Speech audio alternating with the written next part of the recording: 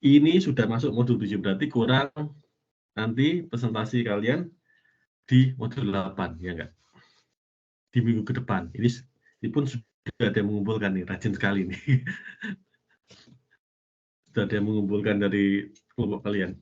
Ya semakin cepat semakin baik teman-teman. Misalnya sudah selesai ya, langsung bagi ke saya, ini Pak presentasi untuk minggu depan. Jadi untuk minggu depan saya ingatkan lagi ini ya. Ini TWEB ke-6. Yes. Nah, TWEB ke-7 minggu depan tanggal 26 November. Oke.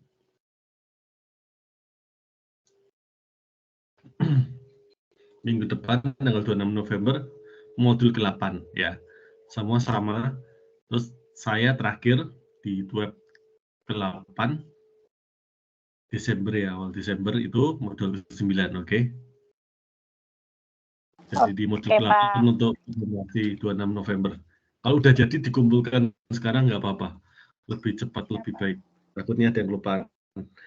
Ya, saya terlalu rajin malah bagus kan. Terlalu cepat misalnya untuk minggu depan ya udah kumpul aja. Jadi kumpulkan aja yang presentasi ini. Modul ke-8. Jangan lupa tugas 2-nya. Sudah lihat tugas 2-nya semua? Kalau belum nanti saya kasih itu nggak apa-apa. Sudah Pak. Bagikan. Sudah terlihat Sudah ya? Pak. Sudah, Pak. Sudah kelihatan. Gampang kan? Gampang kan? Insya Allah. Oke. Di sini ya lihatnya di bagian paling bawah. Nah ini. Ya, sini kan ada tugas 2, tapi ini pedomannya aja sih. Lihatnya yang di bawah ini ya. Nah, di situ sudah ada terpampang nyata. Paling lambat saya kasih 26, tapi nanti usahakan sebelum itu ya. Bisa. Selesai. Soalnya yang paling saya bikin lebih mudah ini. Tugas 2 meja operasi. Siap. Kita masuk di modul ke-7. Perencanaan dan penjadwalan produksi.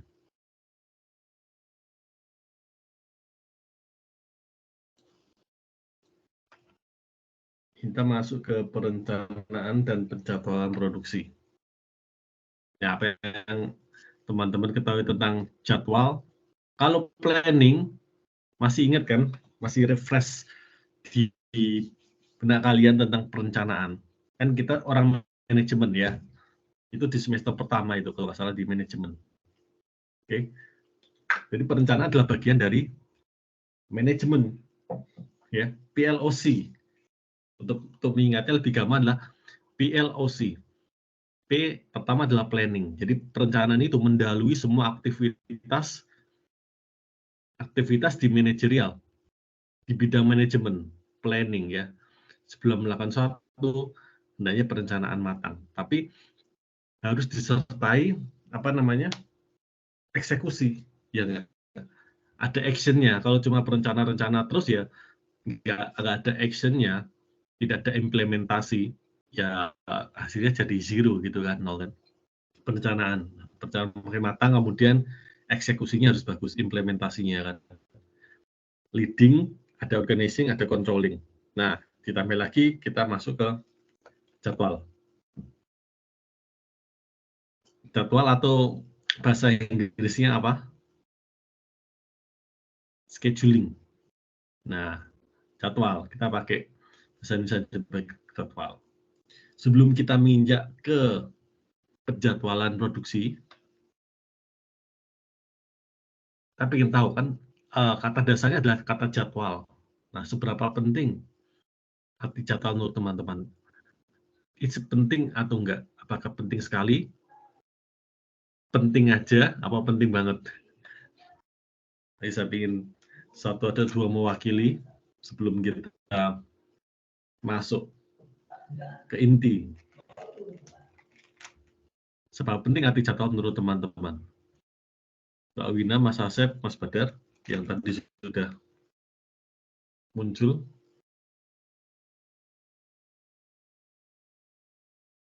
Izin menjawab, Pak. Oh, Mas Asep ya, suaranya khas sekali. Iya, Pak. Penting banget, Pak. Sebab kalau tanpa jadwal akan berantakan. Lebih terarah Lebih terarah, betul. waktunya gitu. Terima kasih, Pak. Iya, sama-sama. Terima kasih juga Mas Asep. Jadi dengan jadwal semuanya akan lebih terarah. Ada yang mau menambahkan? Selamat pagi Pak, izin menambahkan dong. Selamat pagi juga. Jadi kalau misalkan ada jadwal itu kan kita bisa ngelihat planning kita gitu ke depannya. Maksudnya kalau sudah ada jadwal ya seperti Bang Asep bilang terarah terus nggak berantakan, terus kita juga kan bisa planning kan. Atau kalau misalkan nanti ada hal yang di cancel, kita kan jadwal yang lain gitu, waktu yang lain. Oke, terima kasih. Seperti itu sih ya. Perencanaan Ya, yang lebih betul. matang seperti itu Pak. Sudah Pak. Terima kasih. Ya, terima kasih. Terima kasih. Ya, oke. Sebenarnya sudah cukup komplit ya. Atau ada yang menambahkan lagi? Kalau sudah sebenarnya 1 dan 2 tadi sudah paling melengkapi ya. Ada yang mau menambahkan lagi? Ya betul. Jadi kalau nggak ada jadwal semuanya menjadi keteteran. Jadi tidak serba, tidak teratur. Kita bayangkan ya, kita melakukan web tanpa jadwal. Jadwalnya kapan? MO. Ya nantilah, gampang. Gitu gimana? Atau kapan mau ini nih presentasi atau kapan nanti ada ujian? Ya nanti saya kabarin deh. Terus gimana nanti? H-1 saya kabarin ya, waduh. Atau H-3 lah. Kan kita ingin tahu kan, untuk ke depan kita mulai web kan diadakan, oh nanti 2 bulan lagi, ya kan, nanti 3 bulan lagi. Kapan kita presentasi? Oh ini tanggal 26 November, presentasi kelompok yang terakhir, kan gitu kan. Sudah ada jadwalnya, jadi teman-teman bisa organize waktu kalian, men-schedule, merencanakan supaya lancar gitu kan, tidak bentrok. Bayangkan nanti jadwalnya kapan? Nanti saya kabarin, nah pas H-1 kabarin lah, besok saya ada acara ini nih. Iya kan? Ada acara keluarga nih, oh besok saya ada rapat ini, ada meeting nih. Ya kan? Jadi bentrok kan? Yang itulah arti penting. Nah, itu menurut kehidupan sehari-hari kan. Nah, uniknya nanti di mata kuliah ini kita bisa terapkan di kehidupan sehari-hari. Teman-teman bisa menjadi manajer untuk diri sendiri. Artinya memanage gimana perencanaan, gimana scheduling, entah nanti visi dan misi kemana, ya enggak? Itu ditentukan dari kehidupan pribadi. Nggak hanya di perusahaan, visi misi perusahaan, teman-teman juga bisa tetapkan apa visi misi kalian di sini. Jauh-jauh di luar negeri, apakah tidak ada visi misi? Apakah tidak ada perencanaan nantinya? Tidak ada rencana untuk future plan? Dan pastikan teman-teman ada kan rencana, oh nanti ini saya ingin ke sini nih, tujuan kalian merantau jauh. Saya pun juga begitu kan, merantau teman-teman, nggak main-main ya. Teman-teman seorang, saya kagum juga dengan teman-teman yang udah merantau kan dari jauh ke sini, ke Taiwan, ada yang di Hong Kong, ada yang paling jauh juga di Arab. Di grup ini, Mas Asep sendirian hanya satu-satunya ya di Saudi Arabia. Nah itu juga punya perencanaan kan, scheduling nggak? Perlu ya nggak? Ada rencana nggak future plan-nya? Pasti. Masa iya jauh-jauh gini ya iseng-iseng Pak, saya jauh-jauh merantau tuh cuma iseng-iseng, tidak ada namanya perencanaan, tidak ada jadwal, pokoknya semua serba mendadak, kan nggak mungkin, ya kan? Nah itu yang penting. Jadi jawabannya tadi sudah betul teman-teman, bisa melengkapi ya. Kalau ada jadwal, bentrok. Terus kemudian ada jadwal, berarti kita ada perencanaan supaya jalannya nanti. Nah kita aja melakukan perencanaan teman-teman. Apalagi perusahaan kecil besar yang punya banyak sekali karyawan ya, ada size-nya dari perusahaan itu employee size-nya katakanlah misal 200, 300, atau yang skala besar ya, sampai ribuan lebih. Nah, itu pasti punya perencanaan ya, Kak? Nggak main-main itu kan, menyangkut hajat hidup orang banyak gitu kan, dari direktur sampai ke karyawan-karyawannya ribuan karyawan. Nah, itu pasti punya perencanaan. Terus apa? Punya penjadwalan. Bagaimana proses produksi, bagaimana pelayanan yang akan diberikan kepada pelanggan. Nah, itu begitu juga dengan perencanaan operasional. Itu harus menyesuaikan antara permintaan pelanggan ataupun hasil peramalan dan kapasitas yang tersedia. Di sini karena permintaan pelanggan itu bervariasi, fluktuatif, dan tidak tetap. Ya enggak? Apakah bisa kita prediksi permintaan pelanggan selalu katakanlah 20 buah gitu kan? Nah, jadi penjual menentukan kapan tenaga kerja, peralatan, dan fasilitas yang dibutuhkan untuk menghasilkan produk atau menyediakan layanan. Kembali lagi nanti permintaan pelanggan itu bervariatif, ya enggak? Fluktuatif. Bisa banyak, bisa sedikit, tergantung. Pas tanggal tua, permintaan dikit. Situasi krisis, apakah permintaan tetap banyak? Bisa jadi, ya enggak? Tapi bagaimana dengan yang lain? Bisa jadi menurun, ya enggak? Karena apa? Kembali lagi ke kemampuan finansial, ya enggak? Jual mobil misalnya ya. Ya kalau misalnya jual mobilnya di orang-orang yang high class ya, yang dia nggak perlu mikir lagi besok makan apa, mikirnya hanya besok saya mau invest di mana. Teman-teman jual motor itu udah kayak kacang, ya nggak? Jual kacang itu kan. Jual mobil itu sudah kayak jual kacang, karena segmen marketnya tepat gitu kan. Nah, bagaimana dengan kita nggak tahu sepet patkar itu apakah bisa semampu itu atau enggak, kan tentu kan bervariasi kan. Nah, kita harus menyesuaikan. Lain pula nanti permintaan pelanggan. Kita harus peramalan nih, kira-kira 5 tahun lagi apakah tetap ada kenaikan permintaan atau tidak, kan gitu. Nah, perencanaan penjadwalan itu meliputi perencanaan dan penjadwalan jangka menengah yang disebut dengan perencanaan agregat planning, dan penjadwalan jangka pendek yang disebut dengan penjadwalan scheduling.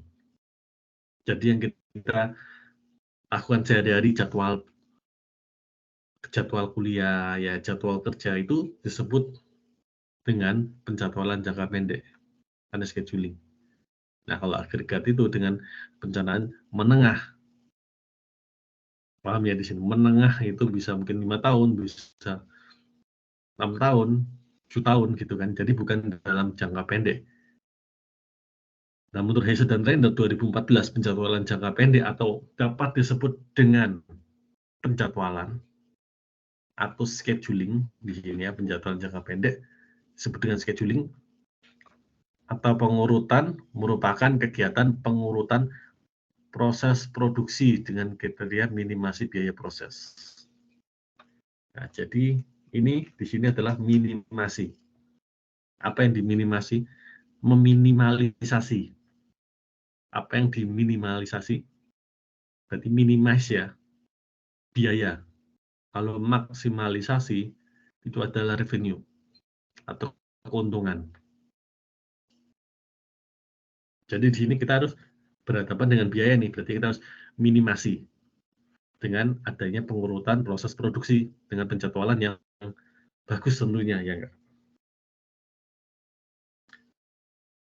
Nah, bagaimana dengan tujuan penjadwalan? Pertama adalah memenuhi waktu jatuh tempo pelanggan, meminimalkan keterlambatan pelaksanaan kegiatan, meminimalkan waktu menanggapi pelanggan.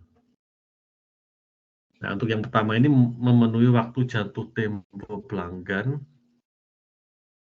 itu harus tahu bahwa kapan jatuh tempo pelanggan seperti apa. Ya, dia menjanjikan untuk membayar lagi kapan. Gitu kan biasanya ada di leasing-leasing atau apa kan ada jatuh temponya, ya nggak? Nah, sebelum itu kita mengingatkan ada prosedural gitu dengan baik antara perusahaan dengan pelanggan itu harus ada SOP yang baik gitu kan. Jangan sampai kita melanggar ya, atau dengan kata-kata yang tidak sopan dengan atau apa kita nggak bisa begitu gitu kan. Tetap ada prosedurnya atau tempo kapan. Nah itu harus ada skillnya. Kemudian kelambatan pelaksanaan kegiatan. Nah kelambatan itu ada namanya scheduling di proyek ya, di mana yang terlambat itu bisa kita kasih toleransi. Jadi untuk teman-teman yang kayak pengumpulan tugas atau apa gitu, kan tentu saja ada deadline-nya. Nah itu ada keterlambatan yang bisa ditoleransi. Paham ya? Begitu juga dengan perusahaan. Ada keterlambatan, tapi asalkan itu tidak mengganggu kegiatan secara keseluruhan, itu masih bisa ditoleransi. Jadi tidak tertunda, karena kita sudah merencanakan, ini kita kasih toleransi kira-kira 5 hari. Ya, jadi kita tidak pasti semuanya akan jatuh tempo 100%, pasti akan on time, tidak. Namanya juga meminimalkan, kan berarti ada resiko keterlambatan, benar nggak? Ada resiko. Nah, kita minimalkan resiko itu, paling nggak itu 90, resikonya itu kecil sekali. Jadi kemungkinan berhasil adalah 90% sampai 100%. Jadi berarti kan ada toleransi kan, antara 5 atau 1, 10% keterlambatan, resiko keterlambatan. Nah itu betul-betul harus kita perhatikan ya. Kemudian waktu menanggapi pelanggan, kapan waktu yang tepat, gitu kan? Kapan timing yang tepat. Kemudian bagaimana meminimalisir waktu penyelesaian pekerjaan.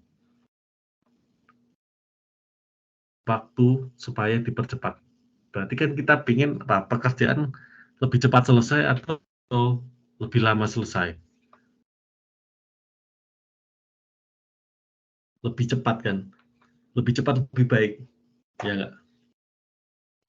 Tugas perusahaan misalnya, saya ingin deadline-nya 2 minggu lagi. Belum sampai seminggu dikumpulin. Apakah itu melanggar? Enggak kan? Berarti kan lebih cepat. Lebih expect-nya kita lebih cepat. Teman-teman misalnya gajian nih, bekerja gajian. Oh ini tanggal 25 paling lambat gitu kata HRD-nya misalnya begitu ya. Sudah gajian. Ternyata seminggu sudah gajian. Nah, berarti lebih cepat lebih baik, ya enggak? Sebelum tanggal 25, bahkan tanggal 20 pun itu sudah gajian. Berarti kan ada peningkatan gitu kan, lebih cepat lebih baik. Jadi waktu penyelesaian pekerjaan lebih cepat. Tanggal 25 harus sudah dikumpul nih. Ternyata tanggal 20 sudah dikumpul. Nah, kemudian waktu berada dalam sistem. Nanti saya jelaskan nanti. Ada sistem namanya antrean nanti di KP3. Kita belajar 3 nanti ada namanya sistem antrean. Namanya sistem itu ada namanya apa? Masukan kan? Masuk ke input dulu. Benar nggak? Masuk ke input dulu. Kemudian dalam sistem itu namanya proses. Kemudian menghasilkan apa? Menghasilkan namanya output, keluaran. Nah, output itu tergantung cetakannya, teman-teman. Teman-teman susah mengharapkan namanya output yang baik ya. Kalau dari inputnya aja sudah banyak salah. Meskipun prosesnya baik. Paham di sini.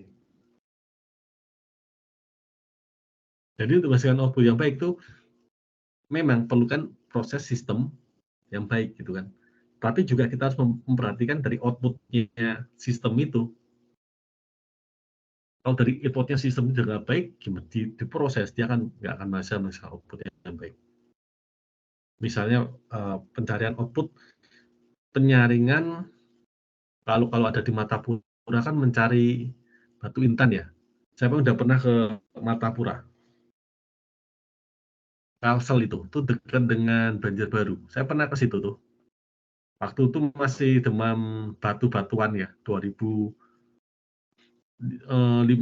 tuh mulai demam ya, berburu batu gitu kan, cincin gitu ya, cowok-cowok pria itu pada koleksi cincin. Masih ingat nggak? 2015 di Indonesia waktu itu. Nah, saya 2017-nya terbang ke Kalimantan ya, mengunjungi saudara, kemudian sekalian berkunjung Matapura. Nah, Matapura itu batu-batu itu pada disortir itu, siapa tahu akan menemukan intan di situ ya, atau batu lain yang bisa dijadikan perhiasan. Jadi itu namanya apa? Output kan. Nah, sistemnya itu, prosesnya itu mencari output yang input terbaik, batu-batu yang potensi nih, yang di dalamnya ada batu yang bisa untuk perhiasan. Berarti kan filtering dulu inputnya dulu yang bagus kan, baru bisa disaring ketemu namanya intan atau perhiasan lain yang siap diolah jadi cincin atau kalung atau pendan, apapun namanya gitu kan. Itu juga membutuhkan waktu gitu kan, dengan input yang bagus dan juga akan menghasilkan output yang bagus. Kemudian meminimalkan waktu lembur. Bagaimana waktu lembur yang baik itu perlu kita minimalkan. Meskipun bagus lah, teman-teman suka lembur, saya sukanya lembur berarti bekerja keras. Kalau enggak disuruh bos lembur, ada kayak gitu? Bos saking apa namanya semangatnya kan, saya lembur, nggak peduli disuruh apa atau nggak disuruh perusahaan, saya yang lembur. Wah, itu jarang sekali ya, totalitas sekali itu ya. Mau naik pangkat atau gimana. Biasanya lembur kan diatur oleh perusahaan. Ya enggak? Nah, perusahaan itu harus memperhatikan waktu lembur. Lembur itu bagus. Ya enggak? Tapi kalau lembur terus-terusan, berarti ada yang salah. Ada something wrong, benar nggak teman-teman? Lembur terus loh. Kok lembur? Lembur itu boleh. Katakanlah bila ada pekerjaan yang saat itu terlalu over gitu ya, kita bikin hektik kan. Tapi kan nggak setiap saat kita lembur terus. Ya nggak? Nggak setiap saat kita terlalu over pekerjaan kan sudah ada tertata dengan rapi, ada standarisasinya ya nggak, kerjaan kita sehari-hari ya nggak, di kantor atau gimana, terutama di kantor gitu ya, itu ada standarisasi. Jadi kamu gini-gini, ada menurut job desk-nya kamu tuh gini-gini, oke? Nah, katakanlah ada suatu lembur, berarti ada suatu kegiatan yang over saat itu, lagi ada event atau ada apa gitu ya, atau mau tutup buku. Sini ada yang pernah kerja di bank? Ada yang pernah kerja di bank, teman-teman? Halo? Saya ingin tanya dulu. Saya ingin mengasih contoh. Misalnya teman-teman yang dulu pernah bekerja di bank. Saya dulu pernah di bank gitu kan, di Indo. Bank di bagian marketing, kemudian ke akademis. Dan tibalah saya di sini, singkat ceritakan gitu. Nah, di bank itu saya tahu persis, teman-teman saya juga yang kerja di bank, pada waktu mau tutup buku, itu lemburnya bukan main. Terutama pas akhir tahun itu ya, waduh, beneran itu. Pagi sampai malam itu direwangi lembur.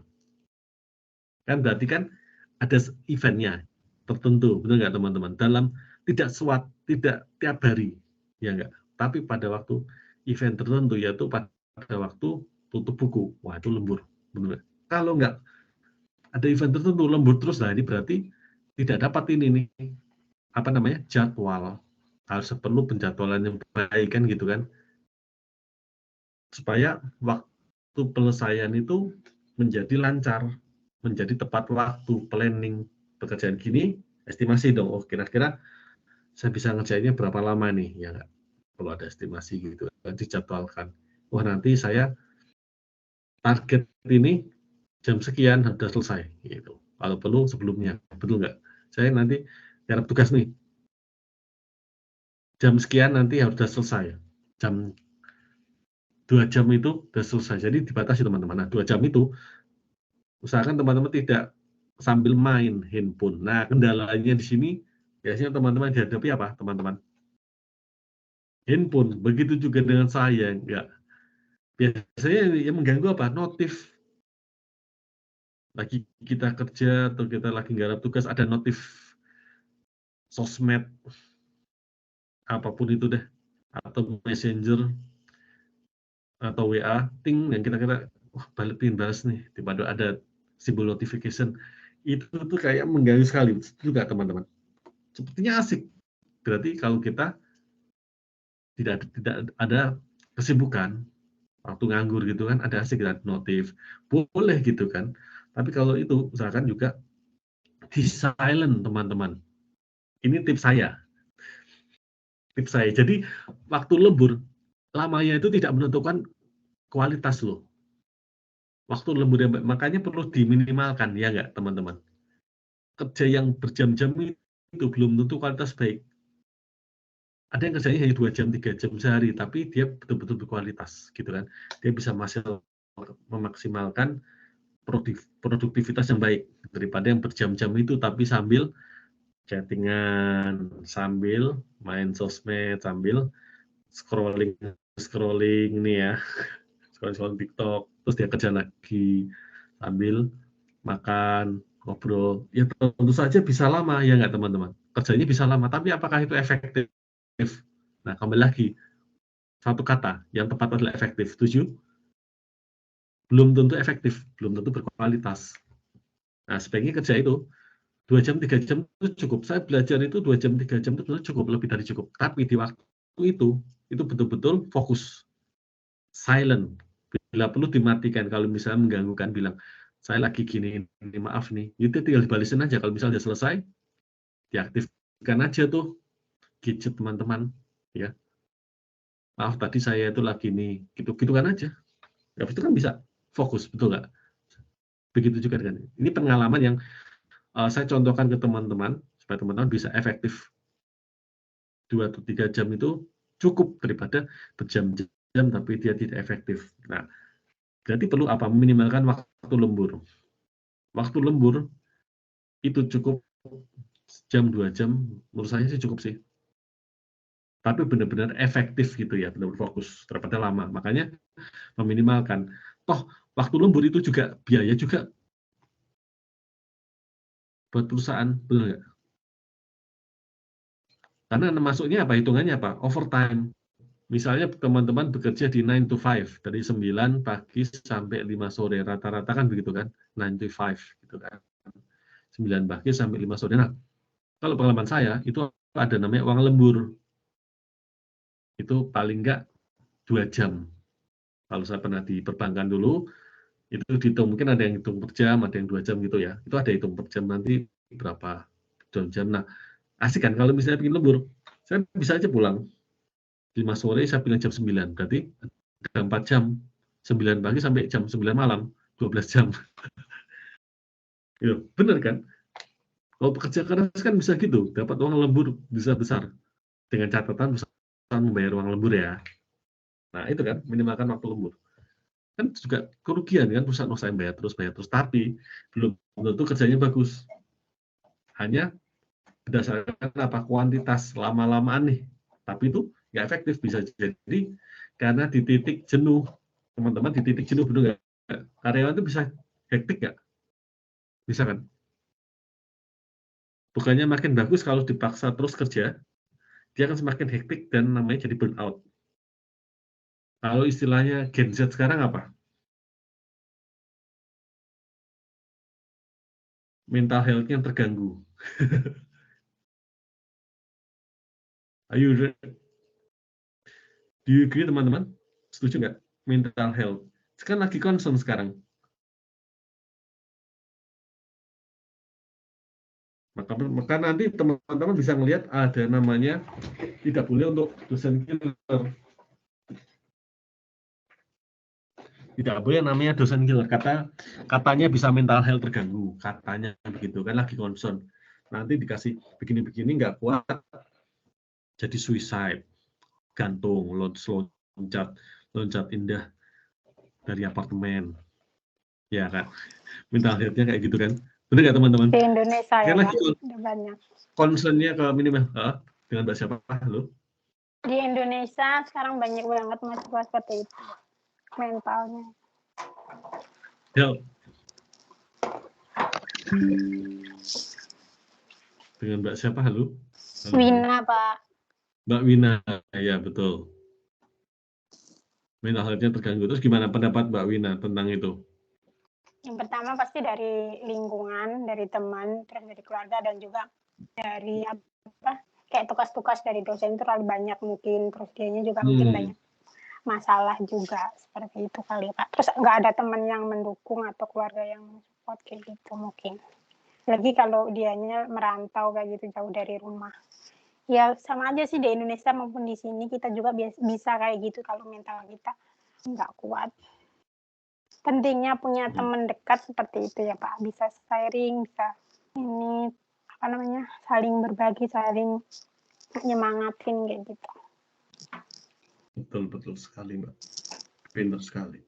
Tapi saya lihat kalau mental di Gen Z itu, kalau saya lihat ya pengetahuan saya, ini boleh agree atau nggak agree ya dengan saya, itu menurut saya masih penurunan di mental yang Gen X atau Gen Y seperti saya, atau mungkin di sini ada milenial ya, itu peduli tentang generasi mental health, dan itu rata-rata jauh lebih menurun dibandingkan generasi yang X, bahkan milenial pun sekalipun. Coba perhatikan dari data kasus buntirnya. Coba lihat dari kasus data buntirnya. Setahu saya itu adalah lebih banyak di Gen Z. Saya nggak tahu kenapa. Apakah Gen Z adalah merupakan generasi yang high-tech, high teknologi, berbeda dengan generasi ortu kita ya, yang kayak gaptek gitu ya, tidak begitu familiar dengan teknologi, masih konvensional, karena memang Gen X itu perubahan ya, kan teknologi yang berkembang. Dulu hanya mesin tik, dulu mengerjakan skripsi hanya mesin tik, terus ada komputer. Anak-anak Gen milenial itu udah tahu dulu gitu kan tentang komputer. Nah, Gen Z itu lebih canggih lagi, gadget. Anak-anak SD pegang sudah punya akun Instagram gitu kan, sudah punya fanbase, yang enggak. Jadi perubahannya gitu, terlalu banyak informasi yang bisa didapatkan mudah dengan cepat, paham nggak? Terus sesuatu mudah dengan cepat, mau ada apa-apa, wah ada AI kok. Zaman dulu memang ada AI mengerjakan sesuatu, nggak ada kan? Tidak ada Google, kita bisa tanya ke Google. Dulu tuh harus ke perpus, karena nggak ada namanya internet. Bahkan di era saya pun ada internet pun tuh harus ke warung internet. Pernah nggak merasakan untuk ngecek sosial media atau email, antri di warnet? Ada yang merasakan zaman itu? Nah, begitulah kalau dengan Gen Y seperti saya, milenial, mungkin teman-teman ada yang kayak gitu ya.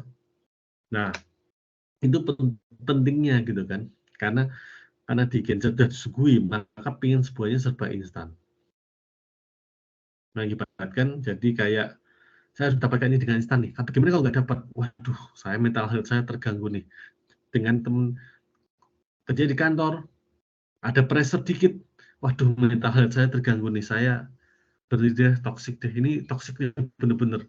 Emang seperti begitu loh. Agree or disagree loh. Saya merasakan seperti itu kan. Wah, zaman dulu nih ya. Zaman saya dulu ya. Kalau ada kesalahan saya digebukin tuh oleh guru. Kalau saya lapor, kok tuh malah menyalahkannya siapa? Saya. Loh, kamu tuh ngapain? Kok sampai guru marah-marah? Kalau sekarang beda loh. Malah dilaporkan, malah gurunya malah diserang sama ortunya. Aduh, saya nggak tahu nih. Alasannya mental health. Saya nggak tahu nih, teman-teman mungkin harus ada konsulan psikologi. Tapi yang jelas adalah mental yang kita diperbaiki, kita harus punya mental pemenang, ya nggak? Harus tahan mental, tahan banting. Seperti generasi ortu kita. Generasi yang tidak high-tech, tapi punya high mentality yang strong. High mental condition lebih baik. Nah, itu kan. Jadi tantangan kita bagaimana kita bisa menaikkan mental kita yang tidak sedikit, wah saya perlu healing nih, saya perlu healing. Tidak seperti itu kan. Jadi untuk sukses teman-teman punya mental yang jauh lebih bagus, karena kita di era teknologi, high teknologi itu bagus gitu kan, teman-teman. Tapi juga dibarengi dengan mental yang di strong lah, maksudnya jangan menjadi seolah-olah itu kayak kaca yang bagus gitu kan, tapi begitu jatuh langsung pecah berantakan. Jadi seperti karet yang dia melenting, ketika jatuh dia bisa melenting jauh lebih tinggi, daya lenting. Nah itu yang seperti Pegas gitu ya, ketika dipres dia bisa dilepaskan, dia bisa meloncat lebih tinggi daripada tinggian semula. Nah itu saya ingin kita semua punya mental seperti Pegas, ketika dipres dia keluar potensinya. Di sini teman-teman. Jadi tugas-tugas di sini adalah melatih teman-teman supaya ketekan saya itu nanti saya keluar potensinya, gitu ya. Itu yang saya mau gitu kan. Di UT ini nanti digembleng lebih keras di segi akademik, ya gitu kan. Kalau di segi pekerjaan ya teman-teman mungkin lebih pengalaman daripada saya yang sudah tahunan di luar negeri gitu kan. Tapi di akademik saya bisa sharing ke teman-teman. Seperti apa? Oke. Jadi kita tadi sudah masuk ke fluktuasi, ke mana tadi? Nah, untuk mampu lembur, jadi itu kerugian besar bagi perusahaan. Begitu juga dengan waktu menganggur, ya kan? Terus meminimalkan berjalan produk dalam proses atau barang setengah jadi. Kemudian ada pertimbangan yang perlu dipahami dalam penjadwalan. Nah, penjadwalan ada yang sifatnya dinamis, ada aturan yang ada perlu direvisi untuk menyesuaikan dengan perubahan. Atau metode penjadwalan tidak terlalu ke hulu atau ke hilir. Tidak terlalu ke hulu atau ke hilir. Nah, saya sangat setuju dengan program Pak Jokowi, gitu kan, yang hilirisasi. Itu lebih masuk akal. Kalau misalnya ke arah pembukaan lapangan kerja itu saya masih terus terang ya, masih ini sih, not too sure gitu kan. Ya berharap bisa kan, tapi not too sure. Kalau teman-teman gimana? Kalau saya sih not too sure sih. Buktinya kalau banyak yang pindah, yang bahkan ganti kewarganegaraan ke Singapura. Teman-teman gitu kan? Banyak yang pindah karena memang kurang ya. Kita berharap nanti akan menjadi lebih baik ya untuk pemenuhan tenaga kerja di Indonesia gitu kan. Jadi tidak perlu. Tapi selama ini kalau teman-teman ada mendapatkan potensi yang lebih baik, kenapa enggak gitu kan? Sekalipun kita Indonesia, tapi kalau ada potensi yang kita jauh lebih baik, lebih sukses di luar Indonesia, why not? Itu enggak setuju teman-teman? Karena itu you are here, ya enggak? Teman-teman yang berada di sini untuk mendapatkan lebih bagus. Nah itu kan. Jadi adalah PR bagi pemerintah kita ya. Jadi kita berharap nantinya ada perbaikan. Dan untuk yang ke arah hulu atau hilir, nah itu hilirisasi, itu lebih baik. Sebelum bahas kita ada namanya hilirisasi. Pernah dengar nggak teman-teman? Hilirisasi. Jadi hulu itu dari supplier, dari yang puncaknya itu loh, sebelum sampai ke tangan konsumen. Konsepnya kan gitu kan. Misalnya jati. Nah, hulunya itu apa? Hulunya dari pohon jati. Furniture yang dari kayu itu kan. Hulunya itu apa? Ya dari pohon-pohon kayu itu, terus diolah, ditebang, proses, ya enggak? Jadi apa? Furniture. Kita punya nasi, beras, ya. Nah, beras itu dari mana? Kalau beras yang sudah siap beli itu, ya enggak? Beras rocolele dan segala macam, ya. Itu kan yang dibeli konsumen di pasar. Itu berarti sudah hilirisasi, ya enggak? Nah, hulunya itu dari mana? Dari padi yang ditanam itu loh. Yang nantinya diolah, ketika panen nanti diolah, kemudian dijual, sudah jadi beras, dijual ke konsumen. Nah, pemerintah kita maunya adalah hilirisasi. Jadi tidak kita punya padi, tidak kita jual ke luar negeri dulu, baru kita beli. berasnya impor dari luar negeri, kan nggak gitu. Lucu nggak teman-teman? Loh, ini kan negara kita agraris hulu kan, betul nggak? Dari padi, ya nggak? Negara kita agraris, banyak sawah. Tapi lucunya dijual ke luar negeri, terus kita ngimpor beras. Kenapa nggak hilirisasi? Ya nggak? Kenapa nggak jadikan beras, terus kita dijual sendiri? Nggak perlu impor beras. Masuk akal nggak? Nah, itu dinamakan hilirisasi. Nomor 2 ini ya. Terus ketiga, aturan atau metode tersebut tidak melampaui waktu jatuh tempo. Nah, ini diusahakan supaya on time. Metode tersebut dari penjadwalan. Kemudian dari agregat tersebut. Nah, ini sering juga disebut sebagai pendekatan untuk menentukan kualitas. Sorry, maksud saya kuantitas. Kuantitas adalah berbeda dengan kualitas. Yaitu kuantitas itu adalah apa, teman-teman? Jumlah, ya kan? Jumlah. Riset operasi nanti akan belajar tentang jumlah, ya, bukan kualitas.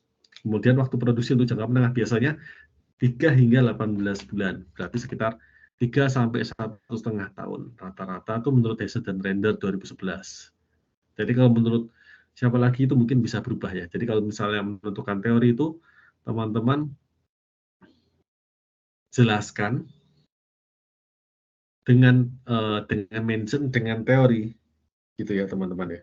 Ini definisi ini menurut siapa? Karena menurut A atau B itu berbeda-beda, ya nggak? Menurut A itu begini. Menurut B bisa lain lagi. Atau menurut Wina dan Asep misalnya tahun 2023 itu biasanya hingga 3 sampai 5 tahun ke depan. Nah, bisa saja kan menurut siapa? Ya nggak? Benar ya, Ton? Untuk Gumilang ini biasanya 4 sampai 20 bulan ke depan. Bisa saja.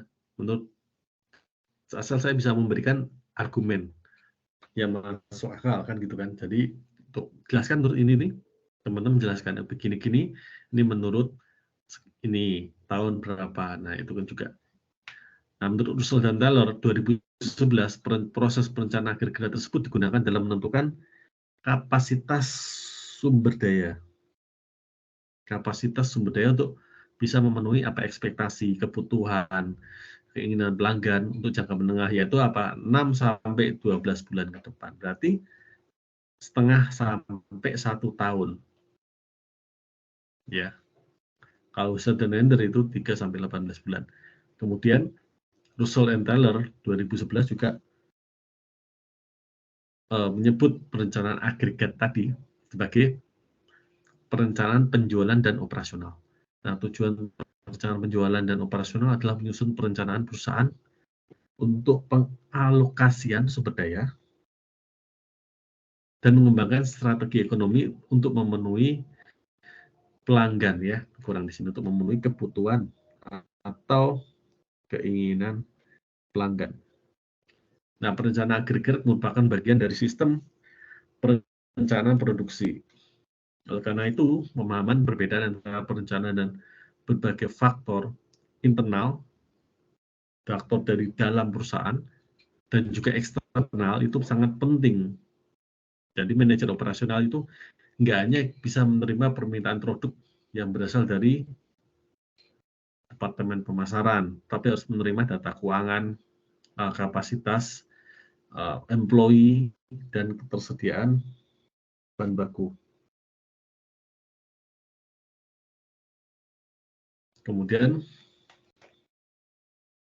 perencanaan operasional harus menyesuaikan antara permintaan pelanggan ataupun hasil peramalan dan kapasitas yang tersedia. Jika kapasitas tidak mencukupi, karyawan operasional harus melakukan ekspansi yang membutuhkan biaya. Penjadwalan merupakan permasalahan kesesuaian produksi dengan fluktuasi permintaan. Penjadwalan menentukan kapan tenaga kerja, peralatan, dan fasilitas yang dibutuhkan untuk menghasilkan produk atau menyediakan layanan. Inilah proses perencanaan dan penjadwalan agregat. Kemudian, bagaimana untuk memenuhi model permintaan? Ini ada 7 langkah. Teman-teman bisa catat di sini 7 langkah untuk memenuhi model permintaan.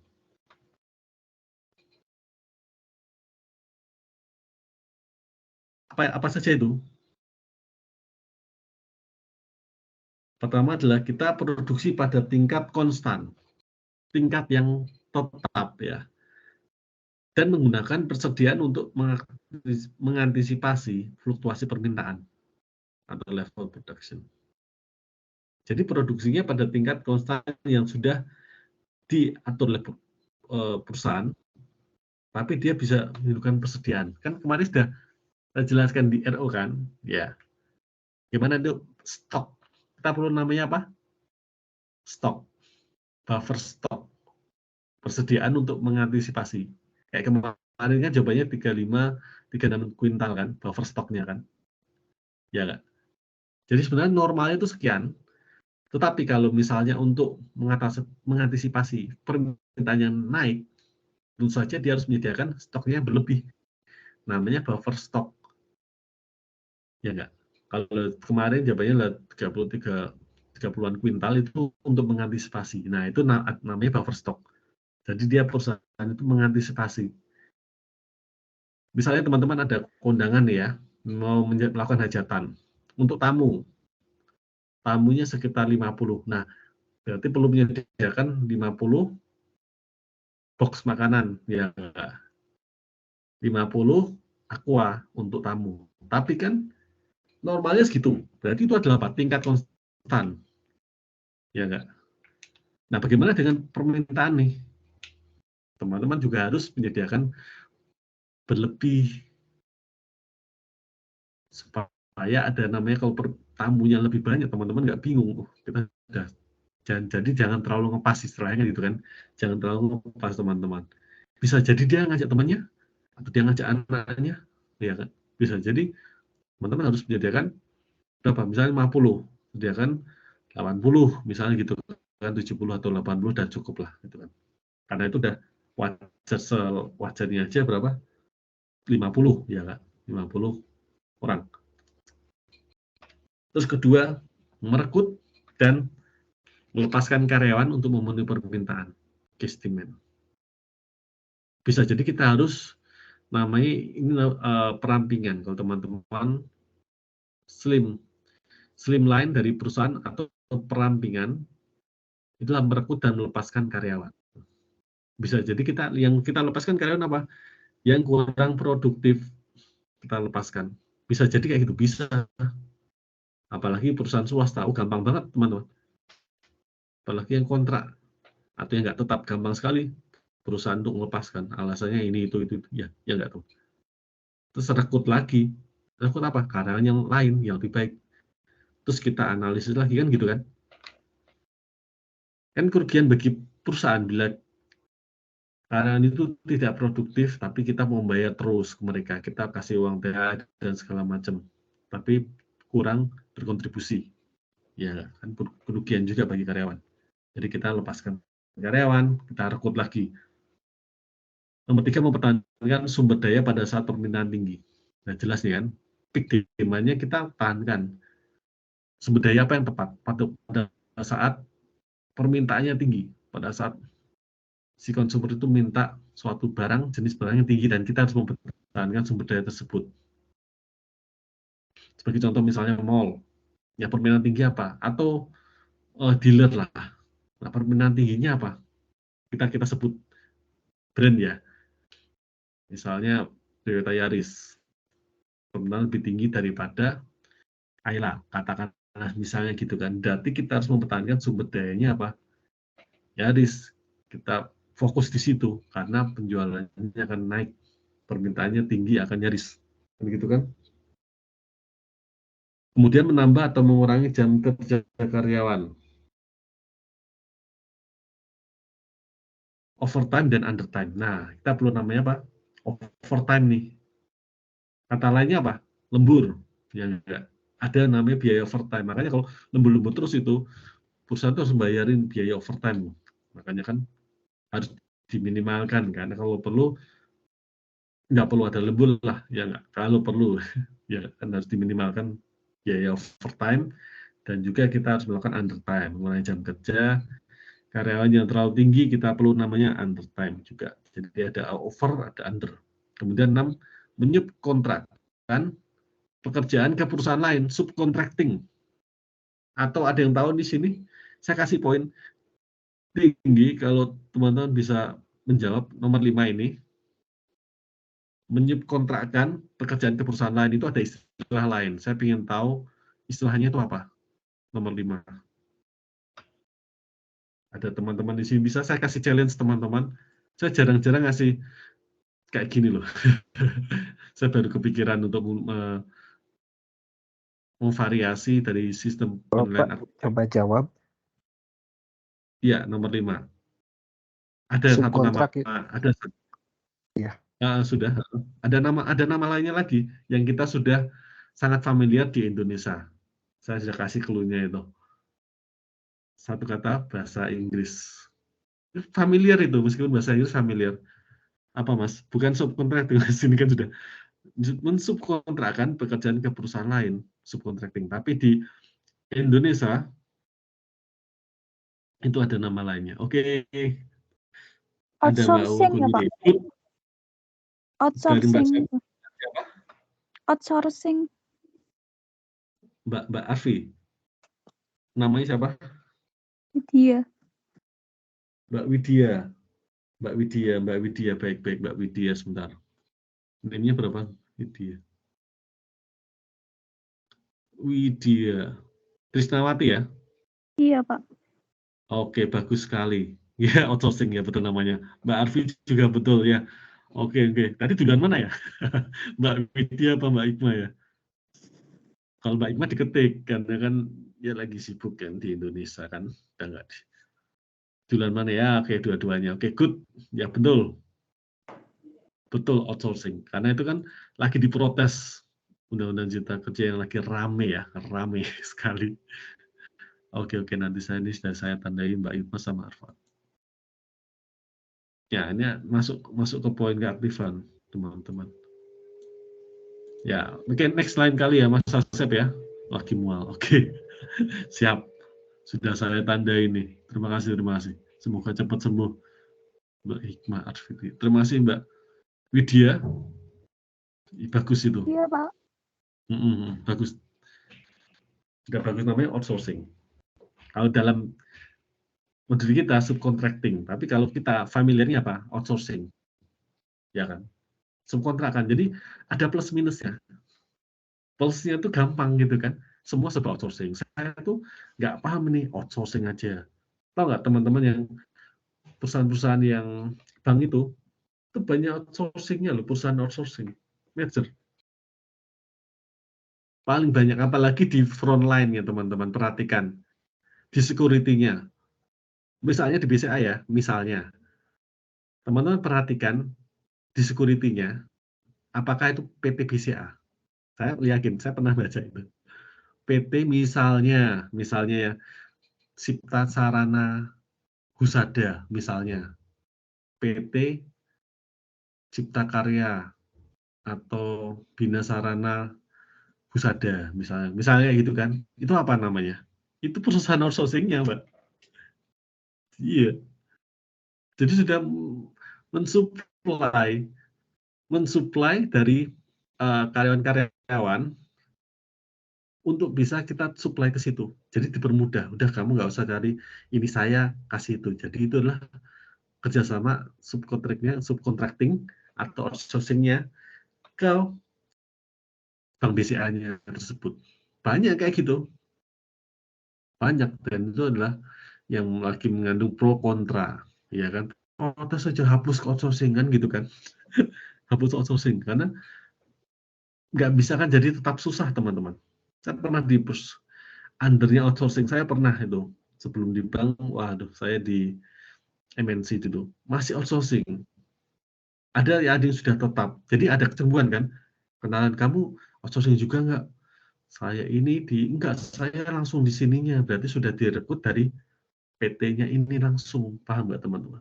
Jadi PT itu ada 2 PT yang menaungi dalam satu kantor. Jadi tanya, kamu dari ini PT ini bukan outsourcing? Enggak, saya dari ini ya. Menimbulkan apa? Kecemburuan. Loh, kok bisa ya? Oh, saya masih outsourcing gini kan.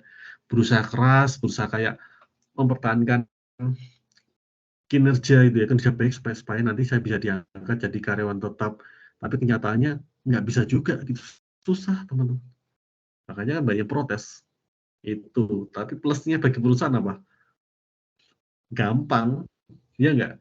Bagi yang nggak paham ini, saya carikan itu apa tenaga kerja itu dikerjain semua itu. Security, cleaning service itu kan masuk outsourcing semua. Biasanya di bank-bank itu pakai. Jadi adalah efisiensi. Sepintas kan, wah banyak kontra kan. Tapi yang pro sendiri apa teman-teman? Itu adalah dari perusahaannya sendiri. Pertama adalah efisiensi. Jadi dia nggak perlu mengeluarkan biaya yang terlalu besar untuk tenaga kerja. Kenapa? Sudah dihandle oleh outsourcing. Makanya kan dari karyawan outsourcing itu dipotong untuk perusahaan outsourcing tersebut supaya bisa survive gitu teman-teman. Jadi ada perbedaan gaji gitu di Iya, situ. benar. Dan apa, tidak bisa jadi tetap, tidak bisa mendapatkan hak untuk sebagai karyawan tetap, itu nggak bisa. Kalau misalnya dia diberhentikan, itu nggak bisa. Kalau misalnya PHK ya, amit-amit ya.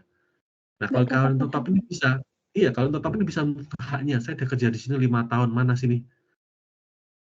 Saya minta hak saya, dikasih berapa kali gaji kan gitu kan. Itu sudah ada di peraturan undang-undang tenaga kerja. Ya. Kalau semakin lama di situ, semakin di PHK, oh bisa dapat gede, bisa klaim, ya nggak, ke perusahaan itu, ya nggak. Berapa kali gaji, ada aturannya, saya lupa itu. Kalau subcontracting itu nggak bisa, ketika dia nggak diperpanjang, istilahnya kan nggak diperpanjangan, soalnya itu kan masih kontrak, ya kan masih ada namanya kontrakting ya, jadi ada karyawan kontrak, biasanya setahun gitu kan, dia bagus perpanjang lagi, perpanjang, jadi gitu. Kalau nggak perpanjang, dia nggak, bagaimana nih, kayak gini bisa menuntut, nggak, kayak karyawan tetap nggak bisa. Ya udah, nggak terpanjang ya, yo say bye bye kan gitu kan. Berarti kan efisiensi. Plusnya bagi perusahaan itu efisiensi gitu. Terus yang kedua, bila perusahaan itu tidak punya skill di bidang tertentu, dia bisa subkontrakting dengan mudah. Kayak gitu. Itulah. Jadi kita ya tahu ya mengapa banyak pro kontra. Semoga nanti ada perbaikan ke depannya ya di Indonesia yang nggak hanya menguntungkan perusahaan tapi juga menguntungkan perusahaan karyawan. Jadi win-win solution lah, saya berharapnya ada perubahan di situ ya, negara kita tercinta. Terus karena Bapak menggunakan karyawan paruh waktu, part-time workers. Nah ini enak nih, banyak yang, saya di sini kan visa student ya, banyak teman-teman di sini yang juga bekerja Mbak. Jadi tidak hanya fokus studi saja, tapi juga part-time worker. Ada teman-teman yang kerja di mana? Warung Indo, paling gampang kan warung Indo, ya nggak? Punya keterbatasan, saya nggak bisa ngomong Mandarin, nggak seperti teman-teman lama, mungkin saya yakin lebih pinter, jauh lebih ngomong Mandarin, ya nggak? Di student seperti saya itu jarang ngomong Mandarin ya, sekalipun kita kuliah di kampus Taiwan, itu jarang sekali pakai Mandarin. Biasanya kita ngomong ke profesor apa? Pakai bahasa Inggris. Jadi sebetulnya skill Inggris saya diuji di sini. Lama nggak kepake kan di Indonesia kan.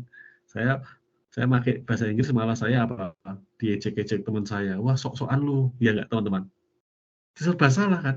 Makanya merantaulah ke luar negeri supaya mendapatkan lingkungan yang bagus, lingkungan yang lebih bagus dan kamu dihargai.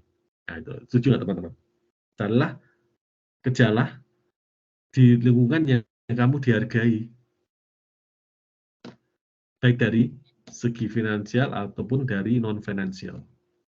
Itu penting karena kita kerja itu nggak hanya, kita hidup nggak hanya dari uang aja, kita juga butuh yang lain-lainnya, nggak? Pujian, teman yang bagus ya, bisa mendukung, teman yang respect. Wah, itu jarang loh. Respect itu kata-kata yang gampang diucapkan tetapi susah untuk dilakukan. Respect, bagaimana kita bisa respect kepada teman-teman, bagaimana kita berkomentar itu komentar yang sopan, yang tidak menyinggung. Wah, itu sangat jarang sekali sih, ya nggak? Jadi itulah kalian merantau di sini dan mendapatkan yang lebih baik. Gitu. Jadi part-time worker, banyak teman-teman saya yang di warung Indo, ada yang di Indeks, ada yang tahu nih ya teman-teman. Saya pernah dulu juga part-time juga cuci piring pernah, di restoran di sini pernah. Cobalah, karena paruh waktu itu juga bisa membagi pekerjaan dengan fokus kalian di sini. Jadi bisa manajemen waktunya gitu kan. Itu bisa memenuhi model permintaan. Jadi perusahaan untuk apa sih part time? Lebih enak teman-teman, perusahaan part time, ya nggak? Jadi nggak selalu tetap. Kalau yang tetap kan ada namanya apa? Beban karyawan. Kalau di akuntansi dinamakan beban karyawan karena tiap hari memang harus kayak pengeluaran untuk itu, ya tenaga kerja. Tapi kalau dengan paruh waktu itu perusahaan bisa menghemat untuk apa? Untuk memenuhi permintaan yang berlebih, ya nggak? Bila kondisi misalnya lagi apa namanya, permintaan banyak nih, pengunjung banyak ke restoran, dan karyawan teman-teman itu kewalahan, cuma punya 3 karyawan, tapi banyak sekali ya pengunjung restoran yang datang, maka solusinya adalah bisa menggunakan karyawan paruh waktu. Dicari cepat, urgent, untuk bulan ini aja ya, karena banyak kan bisa kayak gitu kan, bisa menggunakan cara seperti itu, menggunakan karyawan paruh waktu, lowongan untuk karyawan waktu pada saat tertentu saja, ya pada saat hektik permintaan tinggi. Kemudian yang terakhir, kita menyediakan layanan atau produk pada waktu kemudian, back ordering pada waktu kemudian, ya pada saat setelah itu ya kita bisa melakukan layanan yang kita bisa tawarkan kepada pengunjung, kepada konsumen. Kemudian perencanaan dan penjadwalan agregat melibatkan manipulasi persediaan, tingkat produksi, banyak karyawan, kemudian kapasitas, berbagai variabel lainnya. Dan strategi yang tergolong pilihan kapasitas bisa meliputi perubahan persediaan, variasi jumlah karyawan, variasi tingkat produksi, melalui waktu lembur tadi ya, ada overtime, dan juga waktu menganggur. Ada namanya subkontrak, serta menggunakan karyawan pada waktu.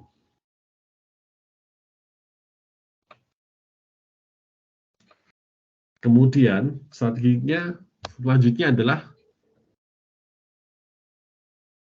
mengadakan kerja lembur pada saat permintaan naik dan adanya waktu menganggur, namanya idle, bukan idle ya. Kalau idle itu penyanyi, di sini idle itu waktu yang nganggur, dan saat permintaan naik maka harus apa? Lembur. Solusinya bisa membuka meng-hire part-time worker kan tadi kan gitu kan. Pada waktu permintaan menurun, menganggur, gimana caranya? Nah, kerja lembur akan meningkatkan biaya. Pasti itu. Overtime cost namanya. Ya nggak? Meningkatkan biaya pada perusahaan, karena harus membayari biaya lembur karyawan itu kan. Dan bisa jadi membuat apa? Karyawan merasa kelelahan. Namanya apa? Fatigue atau burnout. Kalau teman-teman menyukai atau ada di sini suka sama sumber daya manusia, human resource?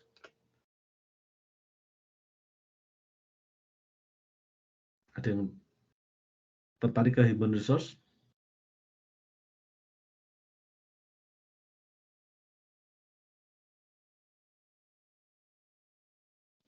Nah, kalau tertarik ke human resource, sumber daya manusia, kan manajemen luas ya, ada manajemen marketing, ini apa, operasi ya kan, ada manajemen keuangan, kemudian ada manajemen sumber daya manusia atau human resource.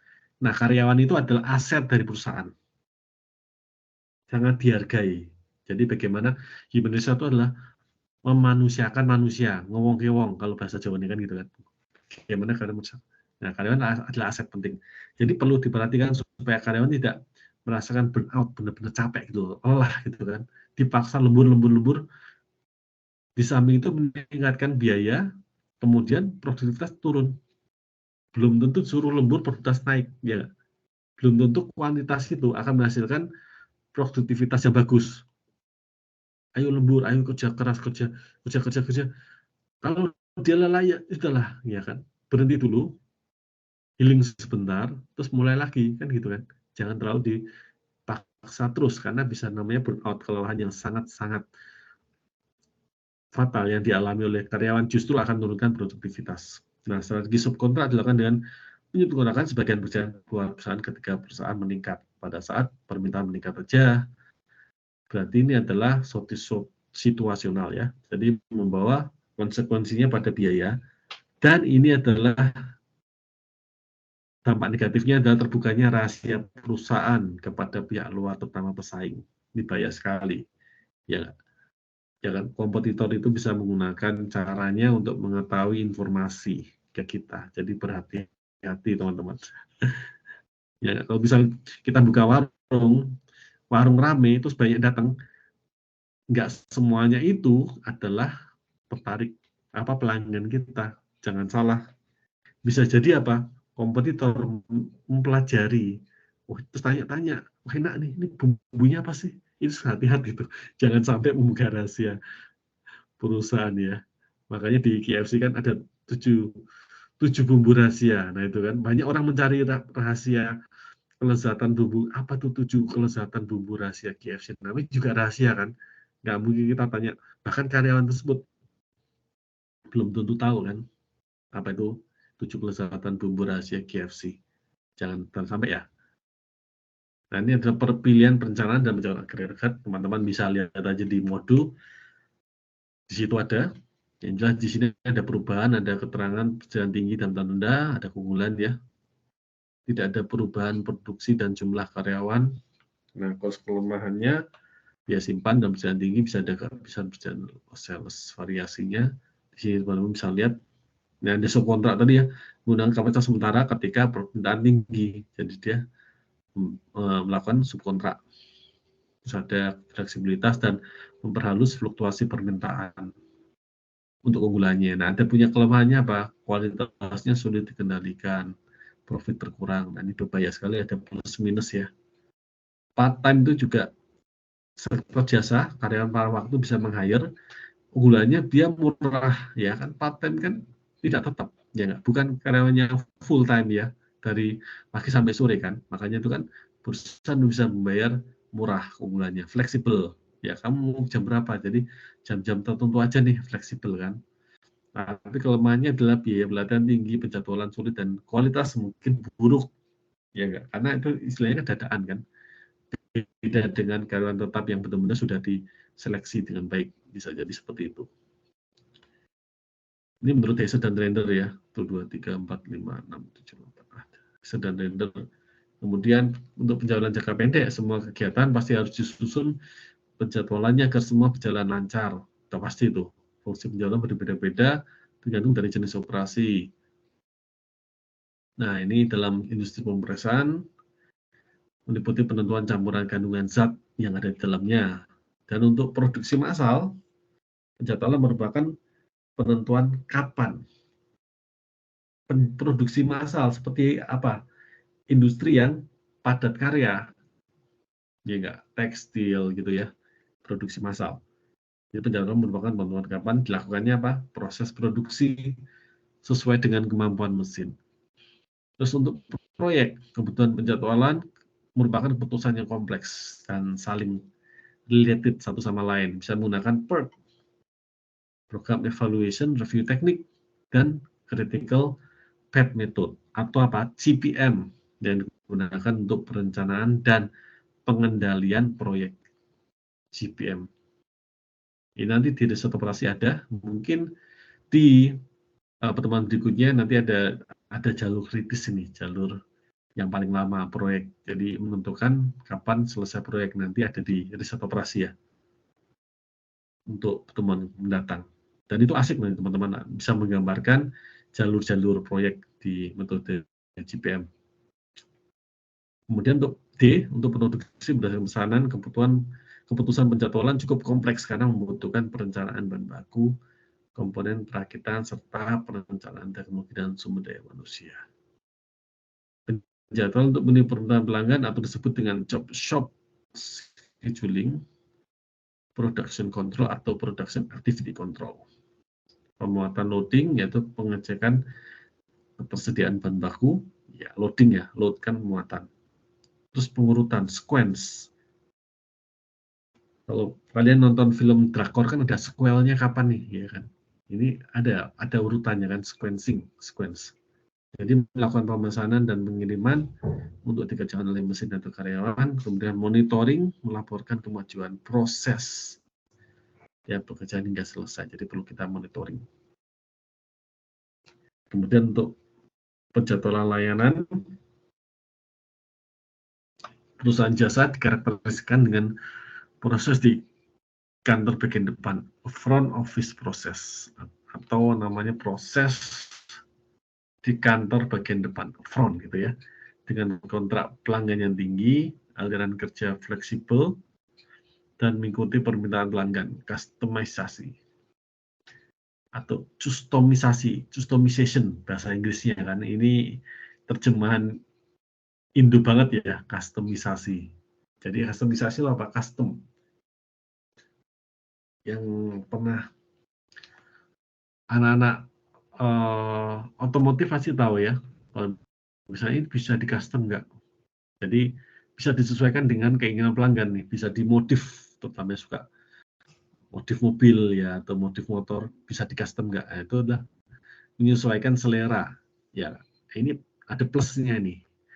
Plusnya buat perusahaan, plusnya buat pelanggan itu bisa mendapatkan apa yang dimau dengan seleranya dia, customisasi.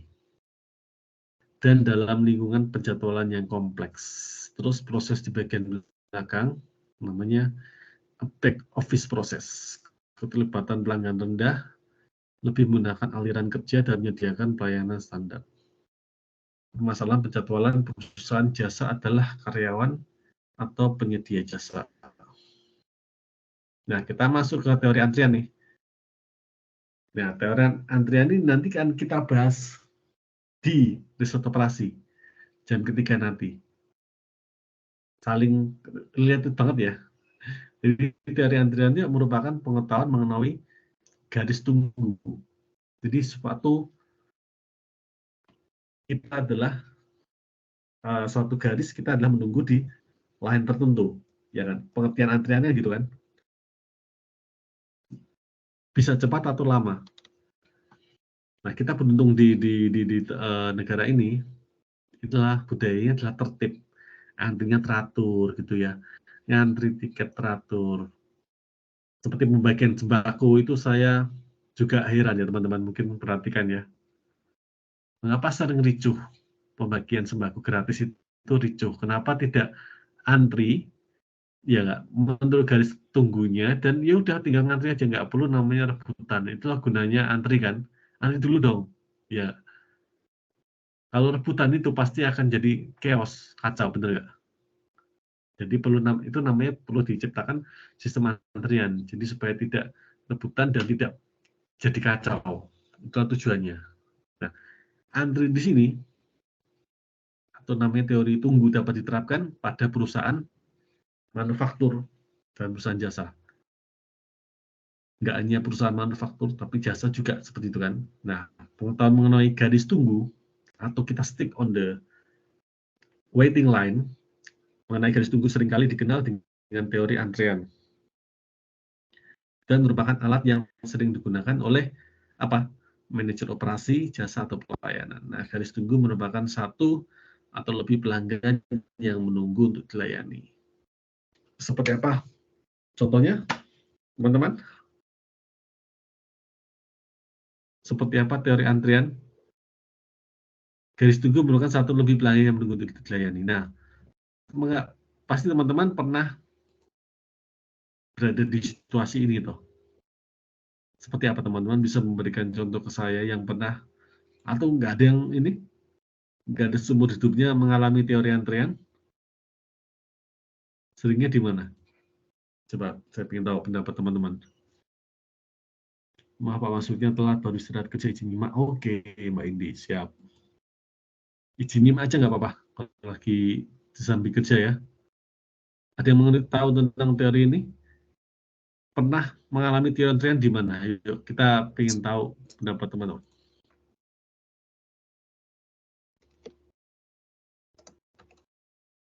Puskesmas. Izin menjawab, Pak.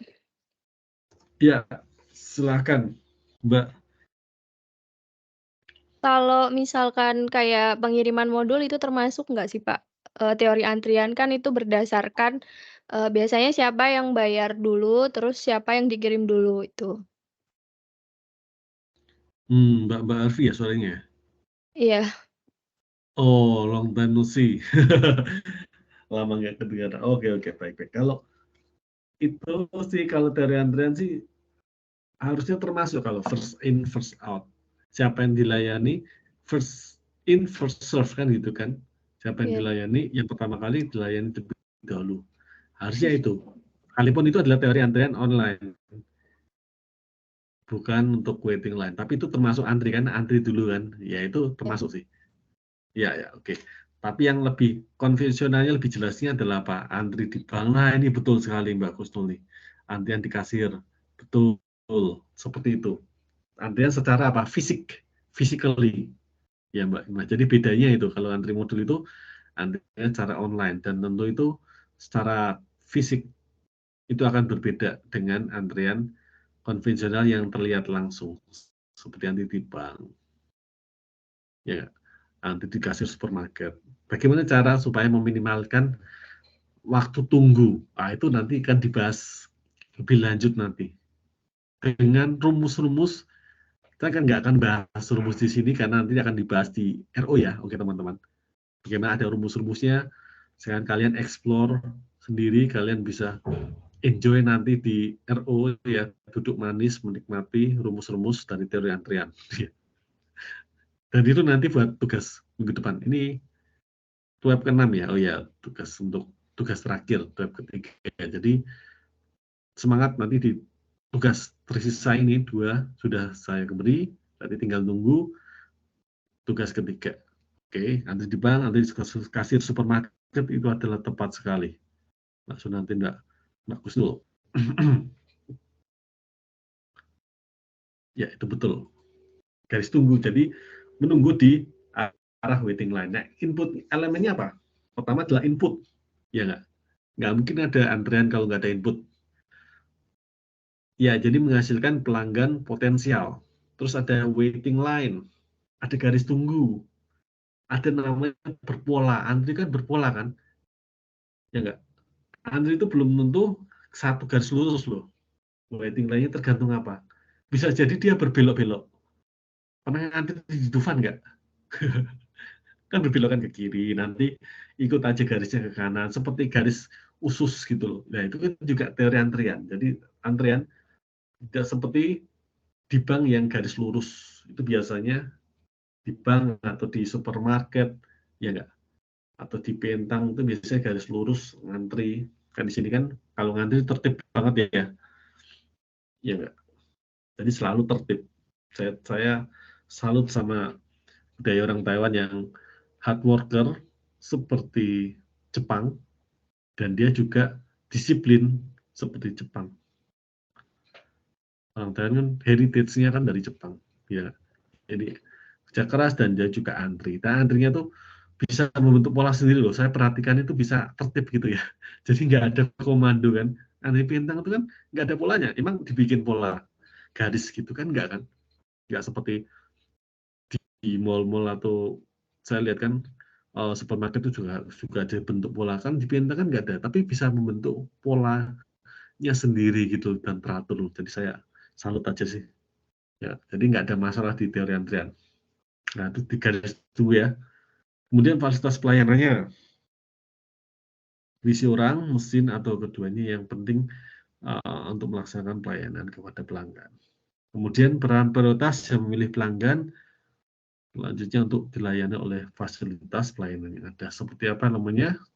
Nah, ini ada beberapa elemen yang teman-teman nanti pelajari, yang nanti kita jam ketiga pelajari ya. Jadi teman-teman nanti fokus karena saya sudah kasih spill, ibarat teman-teman mau nonton bioskop, ini sudah saya sepil di depan, paham ya teman-teman ya? Ibarat nonton apa yang lagi booming sekarang, apa film apa? Avenger atau Mencari Cuan yang di Indonesia, tapi saya nggak tahu apakah tayang di ini ya, apakah tayang di bioskop Taiwan. Ibaratnya kalau teman-teman ya katakan nonton drakor ya, yang mau akan tayang bulan depan, tapi saya sudah spill, ibaratnya seperti itu ya, persis seperti ini. Ya, dari model antrian pertama adalah rata-rata waktu pelanggan berada dalam antrian. Kemudian rata-rata panjang antrian. Rata-rata waktu yang diperlukan pelanggan berada dalam sistem, yaitu pelanggan ketika antri dan waktu pelayanan. Itu namanya ada rata-rata waktu pelanggan. Jadi dihitung itu. Jadi teori antrian itu menghitung. Seakan-akan kita kayak nggak kepikiran gitu ya. Ternyata itu sudah ada rumusnya loh. Iya nggak? Teman-teman ngantri gitu sudah ada orang yang entah siapa gitu. Kok bisa gitu ya? Paham ya teman-teman? Kalau kita kan hanya terima jadi, kita ngantri ya ngantri. Kadang-kadang kita sambil scrolling, sambil chatting. Ada orang yang memperhatikan itu. Menghitung rumus rata-rata waktu pelanggan, rata-rata waktu ketika teman-teman masuk dalam sistem antrean sampai waktu dilayani itu berapa lama. Itu sudah ada hitungannya, teman-teman. Jadi, wow, amazing loh, maksudnya kita yang nggak kepikiran pun ada antri aja juga. Ya nggak teman-teman, kepikiran ya? Kalau misalnya untuk menghitung revenue, untuk menghitung biaya variable cost, menghitung fixed cost, menghitung berapakah revenue atau profit yang diterima perusahaan, kan pasti kan ada sangat penting kan, iya nggak? Pasti kan ada kepikiran, oh ya itu biayanya sekian, nanti untungku berapa, nanti profit bersihku berapa, kan tentu kan sudah ada hitungannya kan. Nah kalau antrian itu, jadi saya juga kok bisa gitu ya, teman-teman kepikiran nggak? Kita ngantri aja sudah ada rumusnya loh, Mas. Kebayang nanti saya nggak? Ya luar biasa, maksudnya ilmuwan-ilmuwan riset gitu di yang pasti itu bukan orang Indonesia gitu kan, orang luar, dan kita mempelajari ilmunya.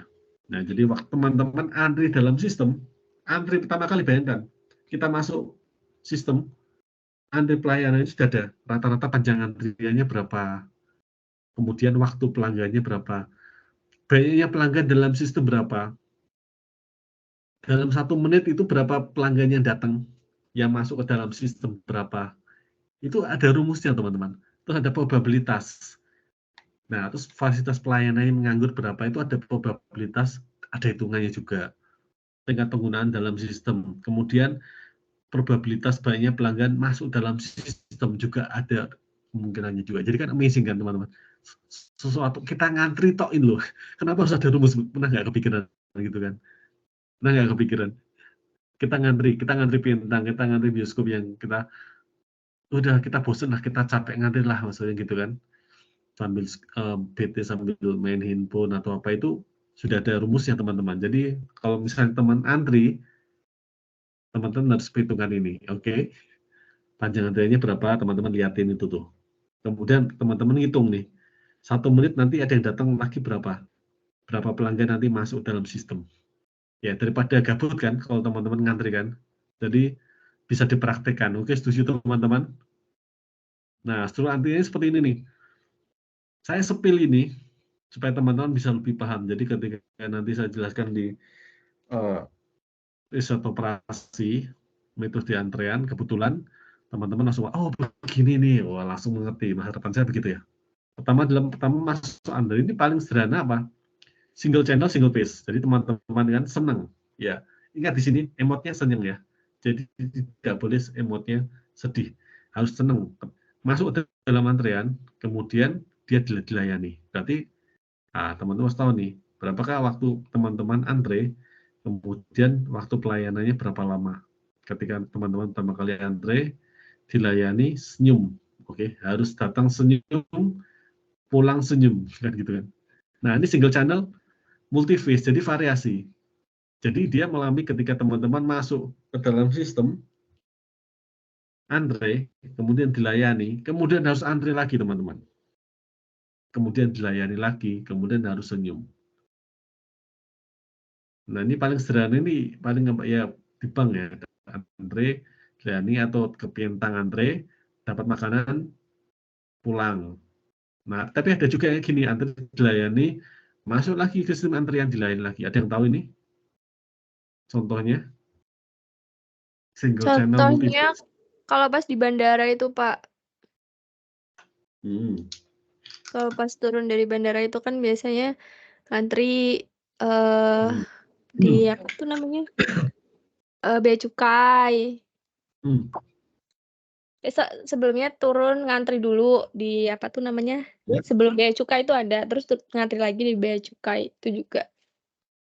Waduh, mantap sekali. Terima kasih Mbak Arfi. Ya betul ya, contohnya seperti itu ya. Oh ini masih fresh ya dari Taiwan ke Indonesia Mbak ya, masih terngiang-ngiang ya Mbak ya. Iya. Di bandara. Kalau saya sih udah lama, saya dari 3 tahun yang lalu ketika datang belum pernah pulang, jadi saya sedikit-sedikit lupa. Oke, contoh yang baik sekali. Ada yang ingin beri contoh? Kalau saya ada nih, kalau saya dari saya, itu antri BPJS. Itu saya bisa ngantri 2 kali. Atau enggak, waktu dulu 3 kali berapa ya, saya lupa tuh. Udah lama juga ya. Saya ngantri tuh. Pertama ngantri apa Mbak? Ngantri dapat nomornya. Itu di rumah sakit, salah satu rumah sakit di Semarang. Jadi kan untuk mendapatkan BPJS, saya nggak tahu ya kalau sekarang sistemnya sudah berubah, gitu. Saya nggak tahu karena saya sudah lama nggak di Indonesia ya. Pertama kali itu sudah lama dulu nggak sakit. Ya, waktu itu sakit ibu saya, kemudian saya kan pakai BPJS kan. Saya pagi-pagi tuh jam 6, setengah 6, jam 6 itu sudah di antrian loh Mbak. di rumah sakitnya itu untuk mendapatkan apa? Nomor. Saya antre itu sampai jam 7, kemudian masuk ke dilayani, dapat nomornya. Oh nanti datang lagi ya, jam 1 nanti ke sini kata itunya perawatnya. Oke, berarti saya pulang kan. Nah jam 1 lagi saya dan ibu saya sekitar jam 1 kurang datang kan, ngantri lagi, berarti antri ke berapa? Kedua, nunggu dilayani dan akhirnya sudah ketemu dokter, senyum dikasih obat. Nah antri 2. Kalau satu situasinya untuk Mbak Arfi di Bea Cukai, iya memang betul antri bisa lebih dari 2. Makanya itu adalah multi phase yang membuktikan. Kalau single phase itu servernya atau antriannya itu hanya 1. Antri dilayani selesai. Kalau multi phase itu double ya. Antri dilayani, ada antri kedua, ada server kedua. Nah kalau multi server ini servernya itu lebih dari 2. Karena multi server ya, orang yang melayani ya server. Mbaknya antri, bisa ke sini, senyum. Bisa jadi, ya enggak? Bisa jadi server 1 sampai 2. Misalnya, di mana? Single phase multi server, bisa ke bank, servernya lebih dari 1. Contohnya di bank, ada ketentuan 1, 2, jadi dilayani bisa lebih cepat, ya enggak? Dengan adanya servernya. Terus multi server, multi phase, nah server ini enggak langsung antri server, habis itu nggak langsung selesai, tapi antri lagi ya, sama seperti ini kan. Ini lebih complicated, jadi adalah kebalikan dari single channel multi phase adalah multi server, multi phase. Oke, nah sistem antrian seperti ini. Pertama adalah masuk dulu objek, dan di sini adalah sistem.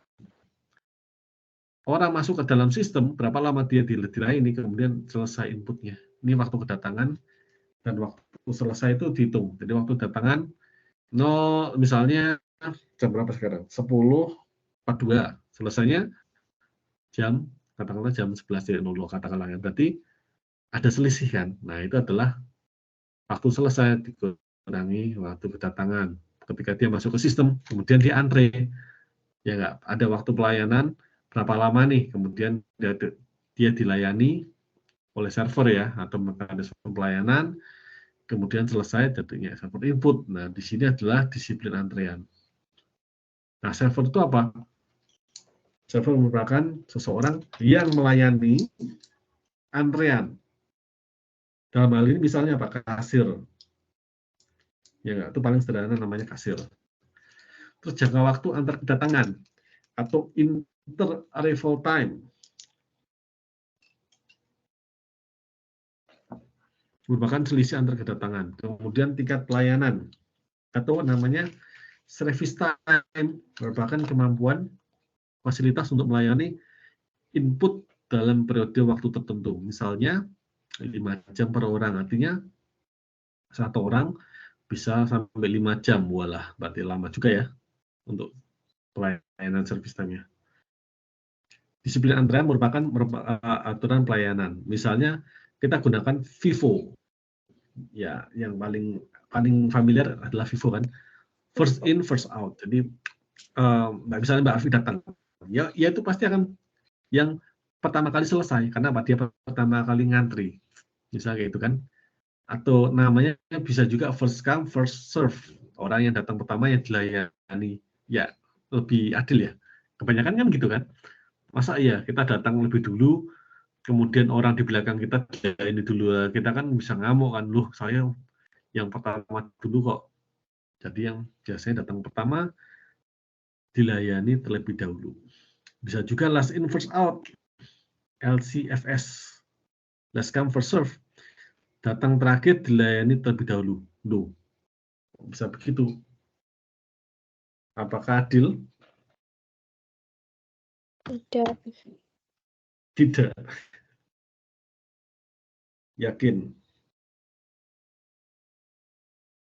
Sepertinya sih begitu ya, kalau kita menuntut keadilan. Itu kan saya pertama, saya yang pertama kali datang. Kenapa? Kenapa yang datang terakhir dilayani lebih dahulu?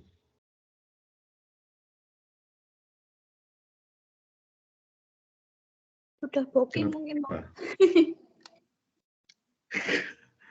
Bisa Biasanya jadi. untuk kondisi tertentu sih Pak, kayak untuk wanita hamil seperti itu, bisa jadi ini diterapkan LIPO ini. Ada kondisinya gitu. Betul. Case by case ya, kondisi tertentu ya. Bisa jadi. Iya betul. Teman-teman sangat pintar sekali. Kita ngantri nih, ya bisa Ibu IGD gawat darurat nih. Kita ngantri nih, misalnya keluhannya apa Mas Asep? Saya batuk pilek, saya radang gitu kan, atau saya Yang demam satu nih. kecelakaan Pak. Nah, dan datang nih berdarah, tabrakan nih, darahnya ngocor-ngocor, mana yang didahulukan? Teman yang sakit batuk pilek apa yang korban kecelakaan yang darahnya ngocor-ngocor? Nah, itu kan. Nah, datang terakhir dilayani lebih dahulu itu situasional ya, kasus tertentu. Betul. Teman-teman datang nih misal ke suatu event nih ya nggak, datang udah, terus akhirnya datang nih satu orang datang terakhir nih ya, dia dilayani masuk ke sini dengan red carpet, oh ternyata Presiden Kim Jong Un, teman-teman. Nah, kalian masih protes nggak? Loh kok dia duluan dilayani dulu, masih berani protes? Atau Presiden Pak Jokowi, ya terus saja monggo Pak, ya nggak, lebih penting VIP, katakanlah gitu, ya nggak. Nah, datang terakhir dilayani lebih dahulu itu adalah case by case, situasional tertentu. Tapi pada umumnya first come first serve, oke. Atau juga zero dilayani seracak, bisa jadi diacak gitu ya. Tergantunglah kita. Nah, terus ada antrian single channel, first come first serve. Kedatangan tidak tergantung dan sebelumnya. Nah, ini dijelaskan dengan distribusi probabilitas Poisson.